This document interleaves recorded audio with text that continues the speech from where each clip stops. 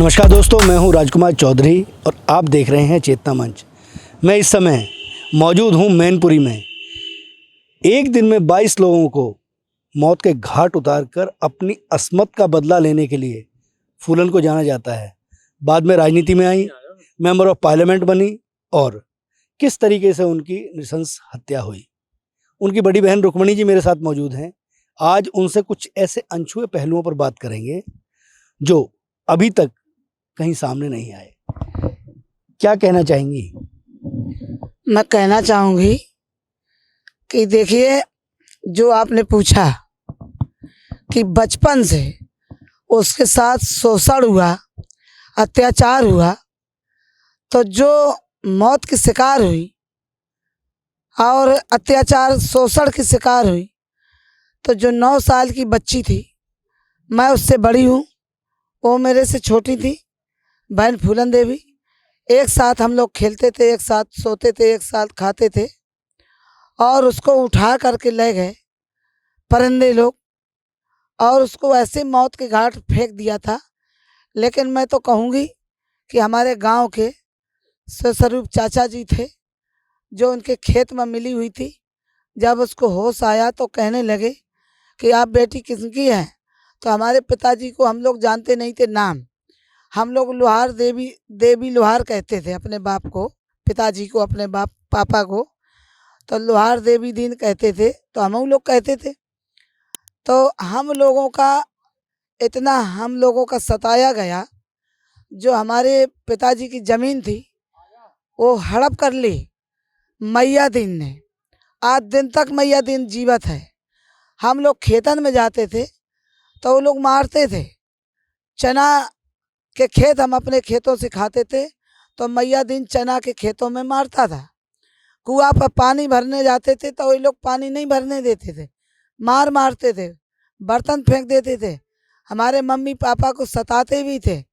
मेरे पहले भाई नहीं थे, फिर भाई मेरा हुआ है 4-5 बहनों के बीच। अच्छा, आप 5 बहन थी? हम 5 बहन थे। फर्स्ट नंबर में मैं थी, सेकंड में फूलन, थर्ड में रामकली, फिर उसके बाद भाई, फिर 2 बहन भूरी मुन्नी। तो मैं 5 बहन 1 भाई हूँ। तो जो हमारी बहन के साथ अत्याचार हुआ, जो कहा गया है कि ठाकुरों की फूलन ने हत्या करी, तो उनने क्या फूलन के साथ अच्छा किया था क्या? कितना शोषण किया। आपने तो टीवी में देखा होगा, फिल्म में देखा होगा, क्या अच्छा था? अगर वो किसी की भी बेटी होती, फूलन का लूटा, जब फूलन देवी का लूटा उन लोगों ने, तो उन्होंने उनको लूटा। भाई ठाकुर कहते हैं, जो गुंडा माफियों की कोई जात नहीं होती है। और जो जैसे हमारे समाज में, हर समाज में साधु हो जाते हैं, तो साधु की कोई जात नहीं होती है। होती है क्या?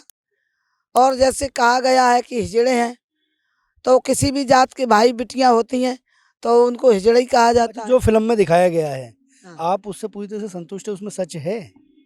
हम जो वो दूसरी फिल्म को नाम भूल गए, बैंडिट क्वीन। हाँ, उसमें जो शेखर कपूर जी ने फिल्म बनाई थी, उसमें एकदम काफ़ी गंदी फिल्म थी। हम लोग उससे कोई संतोष नहीं है।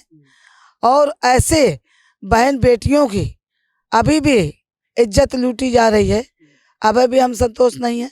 क्यों नहीं है? कि बेटी एक देवी का रूप होता है, कन्या होती है।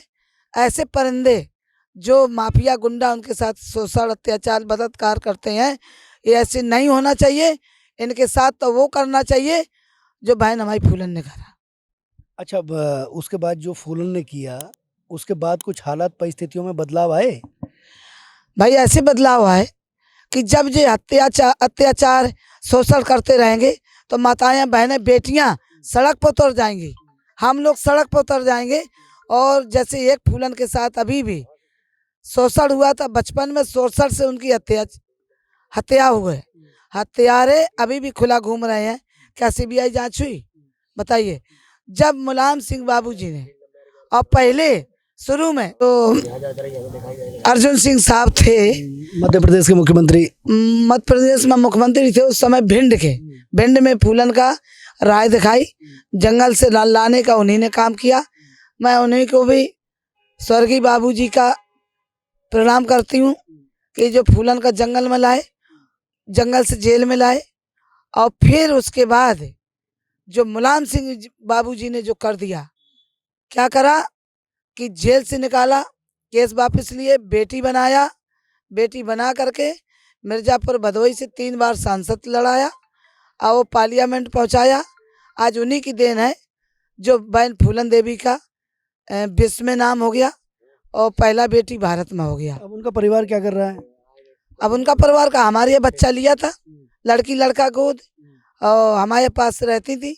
दिल्ली में साथ में रहते थे, अब है नहीं, तो हम लोग तो ग्वालियर हैं, और हम ग्वालियर से औरैया आ गए हैं, और इस समय मैं पार्टी में हूँ। समाजवादी पार्टी में क्या जिम्मेदारी है आपके पास? हमारी जिम्मेदारी भैया ने मुझे प्रदेश सचिव की दी थी, मैन संगठन में, मैन बॉडी में, तो मैं भैया के साथ में हूँ। और जब तक मैं जिंदा रहूँगी इस पार्टी में रहूँगी, क्योंकि इन लोगों ने मेरी परिवार की रक्षा करी है और बाबूजी ने भी रक्षा करी और आगे बढ़ाया। राय तो सीबीआई जांच का जो मुद्दा आप उठा रही हैं, सीबीआई जांच की मांग को लेकर आपने कोई चिट्ठी किसी को लिखी, सरकार को, कहीं मुख्यमंत्री को, प्रधानमंत्री को, किसी को? अरे पहले मुख्यमंत्री थी मायावती, मायावती कह रही थी जी कौन जात की फूलन है, और फूलन ने इनके साथ बहुत अच्छा किया था। जब वो जाता ही नहीं जानती थी, उनसे हम का मुद्दा उठाते। और बीजेपी सरकार को तो आप जान ही रहे हैं, वे सीबीआई जांच करवाते तो काहे के लाने। जैसे सिंह राणा खुला घूमता, बाबूजी की सरकार में, अखिलेश भैया की सरकार में तो जेलों में था, अब वो तो जेल से बाहर खुला घूम रहा है। तो जब खुला घूम रहा है तो काहे की रक्षा हम लोगों की, काहे की सुरक्षा, काहे की सीबीआई जांच। तो मैं तो ये कहूँगी कि बहन फूलन देवी जैसी मेरी पूरे उत्तर प्रदेश में जहाँ तक बात जाए, मेरी माताएं बहनें चुप ना बैठें। किसी के साथ अत्याचार होता है तो वो ऐसा आतंक फैलाएं कि जैसे बहन फूलन देवी ने करा, और एक फूलन मारी गई, सैकड़ों बहन फूलन देवी बन जाए। ये हमारा निवेदन है। सरकार से कोई डिमांड करेंगे? उनके लिए कोई सीबीआई जांच की मांग करेंगे? जब हम लोगों की सुनाई ही नहीं करेंगे तो हम क्या मांग करेंगे? हम लोगों का कहीं कोरोना फैला देते हैं, कहीं गाय बछड़ा खोल देते हैं, कहीं भूखन मारते हैं, कहीं सिलेंडर महंगाई कर दिया, कहीं खाद महंगाई कर दिया। क्या आशा लगा सकते हैं हम? बिजली फ्री की कह के बिजली फ्री नहीं है। जो अखिलेश भैया ने और मुलायम सिंह बाबूजी ने जो फ्री देने को कहा था हर चीज़ का, साइकिल, लैपटॉप, 3.5 लाख की कॉलोनी और वृद्धा विधवा पेंशन, 300 यूनिट बिजली फ्री। अच्छा, कोई एक ऐसी याद आपको आती हो जो फूलन देवी, क्योंकि आप बड़ी बहन रही हैं और बहनों के बीच में बड़ा प्यार रहता है, कोई उन्होंने अपने मन की बात कभी आपसे कोई कही हो जिसको आप शेयर करना चाहें? हमारे मन की बात ये है कि हमारी बहन और हम ऐसे जिगर के टुकड़ा थे। मैं यही कहूँगी अपनी बहन का, और ज़्यादा कुछ ना कहूँगी, कि मेरी इतनी प्यारी बहन थी, मैं उसके बिना अनाथ हो गई हूँ। वो जहीं भी हो, जहाँ भी जन्म ले, वो अपने दूध पूत से खेले कूदे और रक्षा सुरक्षित रहे। यही मैं अपनी बहन का कहूँगी और कुछ नहीं कहूँगी। महिलाओं पर अत्याचार हुआ और उसके बाद जिस तरीके से बदला लिया गया और जो रणनीति बनी, उसके बाद राजनीति में आकर भी कहीं चैन नहीं मिला, सुकून नहीं मिला। सवाल ये उठता है कि क्या महिलाओं पर अत्याचार खत्म हो गए हैं या अत्याचार बंद हो गए हैं? इस बारे में जरूर सोचना चाहिए। और ये जो पूरे जो व्यवस्था है, इस व्यवस्था पर भी एक प्रश्न चिन्ह लगता है कि हत्यारोपी खुले घूम रहे हैं, जिस तरीके से इन्होंने कहा। कैमरा पर्सन शिव के साथ राजकुमार चौधरी, मैनपुरी, उत्तर प्रदेश।